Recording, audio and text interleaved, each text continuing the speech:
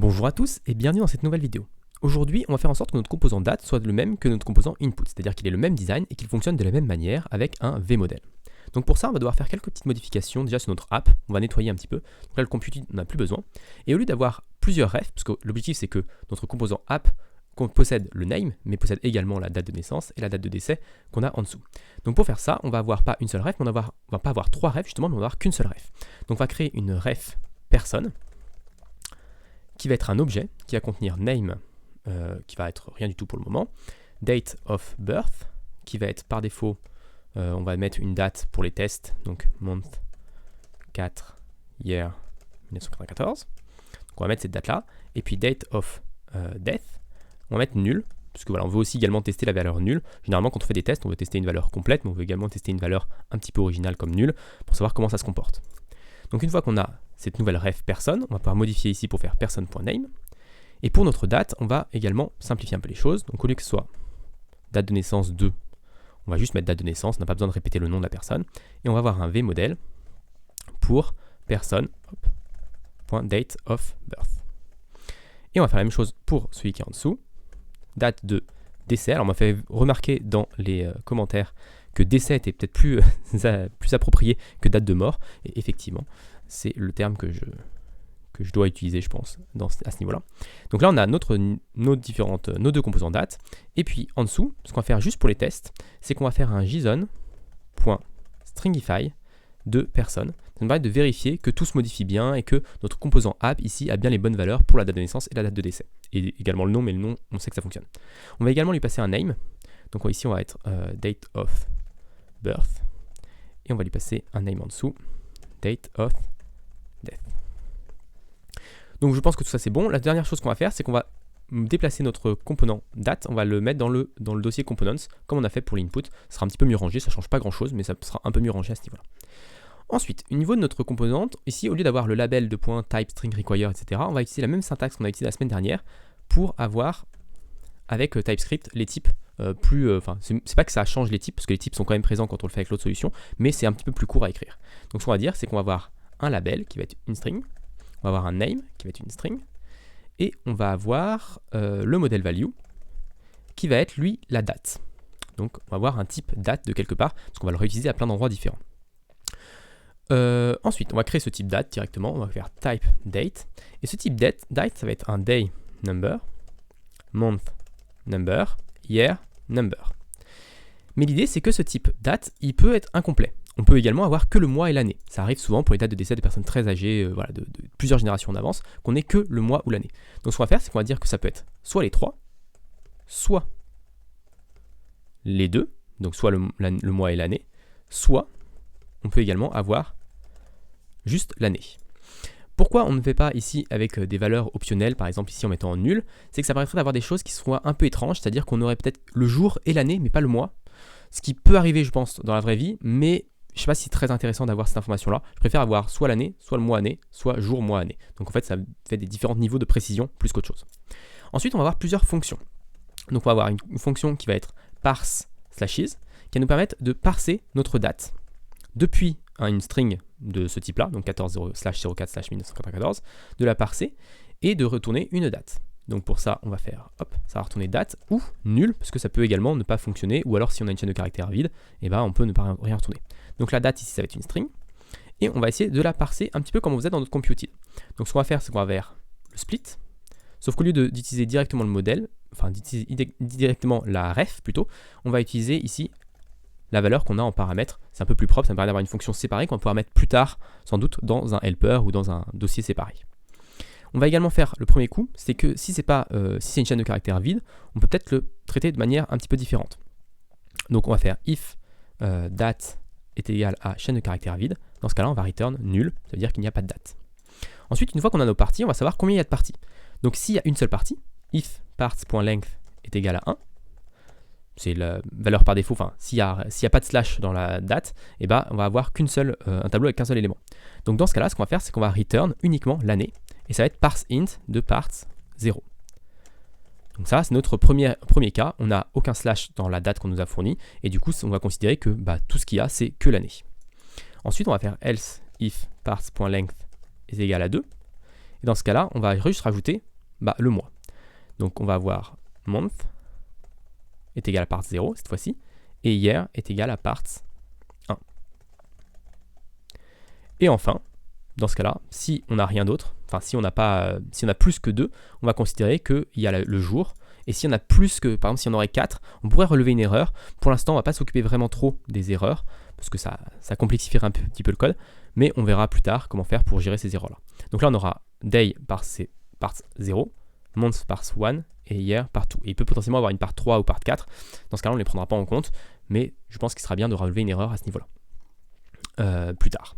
Donc là, c'est notre fonction. On prend une date en format chaîne de caractères et on retourne une objet date ou nul s'il n'y a rien qui s'y prête, s'il n'y avait pas de chaîne de caractères de base. On pourrait aussi gérer les parsings. Les parsings, on ne les génère pas du tout pour l'instant. Si on lui passe ABC, il va essayer de parser ça. Je pense que ça va donner 0 en JS. C'est pas forcément ce qu'on veut, donc même chose si c'est ABC, on pourra retourner nul à ce niveau-là quand on aura des besoins. Ensuite, on va faire la fonction inverse. Ça va être la fonction de formatage. Donc on va faire format with slashes. Donc ça, cette fonction-là, qu'est-ce qu'elle va faire? Elle va prendre en paramètre une date qui va être une date ou nulle, et elle va nous renvoyer une string. Hop, la flèche. Donc cette fonction-là, on va pouvoir faire l'inverse, c'est-à-dire qu'on va vérifier d'abord si on a le jour. Si on a le jour, ça veut dire qu'on a les 3, donc on va pouvoir formater les 3. Si on a le mois, si on a, du coup on peut formater les 2, et si on a que l'année, on pourra formater que l'année.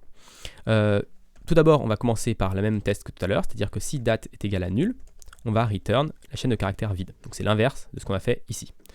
Ensuite, on va dire if day in date. Donc si on a un jour dans la date, dans ce cas-là, on va return tout l'ensemble de la date. Donc ça va être date.day slash date.month slash date.year. Ensuite, si on a un mois dans la date, ça veut dire qu'on a au moins mois-année. Et enfin, sinon, on va faire return date.year toString. Alors c'est un peu bizarre de le mettre comme ça, peut-être qu'on pourrait le mettre de la même façon pour que ce soit un peu plus symétrique. Généralement, il vaut mieux être symétrique, donc là on va pouvoir faire comme ça. Même si ça revient au même, c'est peut-être un peu plus symétrique et ça permet de faciliter la lecture du code. Donc une fois que ceci est fait, qu'on a nos deux fonctions, notre type, on va pouvoir commencer à travailler un petit peu sur notre model value. Donc le model value, c'est ce qui rentre en entrée. D'ailleurs, c'est date ou nul ici. Parce qu'on peut lui passer également nul, comme on l'a vu dans app. D'ailleurs, on lui passe nul ici, dans app. Et ensuite, donc le model value, ça va nous donner une date initiale, donc une première date que le composant app nous passe. Et du coup, on va pouvoir directement ici le mettre dans notre raw date, qui va être notre variable locale, qui va contenir la chaîne de caractères, qui va être modifiée par l'input, et sur lequel on n'a pas vraiment la main. C'est-à-dire que ça va être l'input qui va modifier cette raw date. Et ensuite, nous, on va renvoyer aux parents la version formatée proprement.